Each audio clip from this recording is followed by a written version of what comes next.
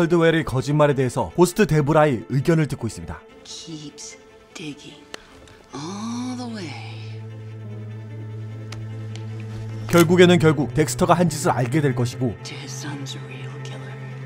그렇게 초를 치고 있네요. 안젤라와의 통화 중 맷이 살아있다는 소식을 듣는데 덱스터는 전날 우연히 컬드웰을 만나 이미 알고 있었다는 말을 합니다. 전화가 끝나자마자 해리스는 기다렸다는 듯이 등장을 하고 아들과의 대화 중 데브라가 자주 썼던 욕을 듣게 되는데 그 모습을 본 덱스터는 오히려 하지만 정작 데브라의 추억보다는 데브라의 욕이 기억난다고 하네요. 고스트 데브라가 흐뭇하게 바라보고 있습니다. 어젯밤부터 영상 통화하는 사이가 된 베스트 프렌드 이던과 함께 학교를 가고 학교 간 지 며칠도 되지 않았는데 친구를 사귄 해리스를 보는 덱스터의 표정은 말이 춥네. 컬드웰은 경찰서를 들러 맷이 살아있다는 진술을 하고 있습니다. 아들은 뉴욕의 호텔에 있다고 말하며 별일 없이 잘 있다는 구라를 치고 있는데요. 그 전날까지만 해도 지 아들 찾아내라고 진상 개진상을 부리던 양반이 하루 만에 너무나도 다른 태도에 안젤라는 촉이 발동한 걸까요? 그를 습격했던 사람이 누군지 알아야 한다고 말하며 직접 자신이 통화를 하겠다고 말합니다. 하지만 컬드웰은 자꾸 말돌리기를 시전하며 사슴 죽인 벌금은 자신이 낼 것이며 자신의 아들 맷은 호텔에서 지금 약을 하고 있기 때문에 당분간은 연락이 힘들 거라는 말을 전합니다. 결국 컬드웰은 어떠한 이유로 수사가 진행되는 것을 막기 위해 일부러 거짓말을 하고 있다는 걸 알 수 있습니다. 그리고 컬드웰이 떠나자 범죄 팟캐스터 몰리가 기다렸다는 듯이 등장합니다. 전날 자신에게 거짓말을 쳤던 그녀를 보고 하지만 그녀는 이미 사건이 어떻게 흘러가는지 얼추 알고 있는 모양입니다. 해리스는 오드리와 톡을 하고 있는데요. 그 전날 알려주기로 한 몰리팍의 사이트를 알려줍니다. 이 사이트에 나온 에피소드를 잠깐 살펴보면 첫 번째는 맨슨 패밀리 2017년 깜빵에서 사망을 하고 영화 Once Upon a Time in Hollywood에 나왔던, 그리고 임신 중인 여배우 샤론 테이트를 무참히 살해 헐리우드를 뒤집어놨던 찰슨 맨슨 패밀리의 스토리. 두 번째 내용은 1970년 후반 긴 갈색머리 여성만 골라서 살해를 했던 선 오브 샘의 아들이라 불리는 데이비드 버커위치의 스토리입니다. 그리고 세 번째는 자신의 어머니를 죽인 트리니티 킬러에 대한 내용이 있습니다. And then slaughter her with the straight razor part. She has a young baby who is in the fuck. 그렇게 해리스는 자신의 어머니의 살인 트리니티 사건의 스토리를 듣고 있습니다. 몇 시간이. 덱스터는 긴급 메시지를 받게 되는데 해리슨에게 무슨 일이 벌어진 걸까요? 학교에 도착한 덱스터는 들것에 실려가는 이던을 발견하고 칼침을 맞은 해리슨을 마주하게 되는데요. 해리슨이 설명하기를 이던은 지금 왕따를 당하고 있었는데 이던이 학교에서 총기 난사를 할 계획이고 자신과 함께 거사를 치르자는 제안을 받게 됩니다. 하지만 해리슨은 다른 방법을 찾아보자 말하며 선생님의 도움을 받던지 상담을 받자는 제안을 하자 이던은 가방에서 갑자기 칼을 꺼내 자신을 찔렀으며 어쩔 수 없이 정당방위적으로다가 그 칼을 빼서 이던의 다리를 썰었다 라고 합니다. 마침 그때 로건은 맞장구를 치듯이 가방에서 이던의 그림을 가져옵니다. 누가 봐도 이던이 범인이라는 그림과 데스노트 살인 명단이 적혀 있는데요. 지금 상황은 명탐정 코난 하레비가 와도 범인은 바로 이던이라 할 정도로 모든 상황들이 이던을 지목하고 있습니다. 하지만 여기 의심병을 가진 한 분이 있습니다.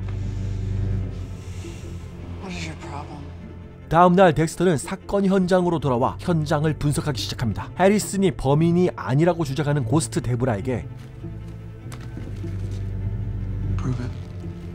그렇게 잘났으면 네가 상황을 재현해보라고 하는데요. 이렇게 살면은 뭐 심심하지는 않겠다. Ethan was the one trying to get away. Harrison attacked him from behind. 하지만 데브라의 발행과는 달리 현장의 피들은 해리슨이 범인이라는 말을 하고 있습니다. 이 모든 상황들은 해리슨의 계획이었고 거짓말을 증명하기 위해 자신의 배까지 찔렀다는 사실을 알게 되는데요. 다음날 덱스터 시그니처 계란 후라이를 차려주고 너무나도 자신과 닮은 모습에 묘한 감정을 느끼고 있습니다.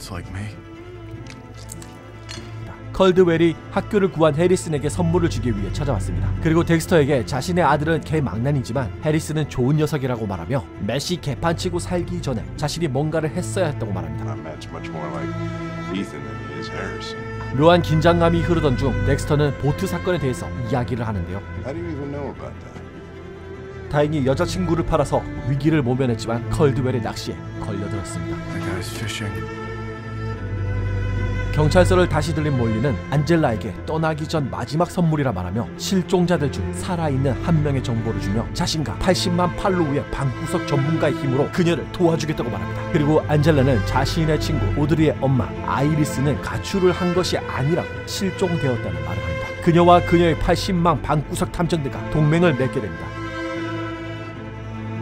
그리고 컬드웰은 자신이 운영하는 주유소 겸 식당에서 가출 소녀를 도와주고 있습니다. 돈을 다시 한번 빌려달라는 그녀에게 더 이상 돈을 빌려줄 수 없다고 말하며 대신 가게에서 알바를 하라 제안을 하고 있습니다.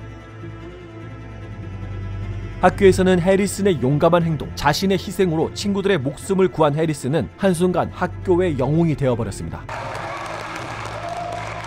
이던이 잘못을 한 건 맞지만 그래도 이던을 왕따시킨 너네들도 나쁜 새끼들이라고 말하며 하지만 우리는 전부 피해자이며 모든 사람들은 양면성을 가지고 있다고 말합니다.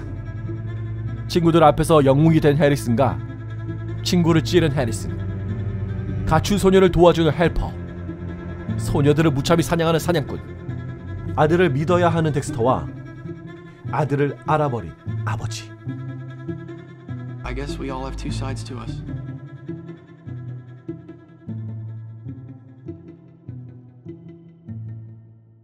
이번 사화에서는 항상 덱스터가 고민하던 He was born in blood, just like you.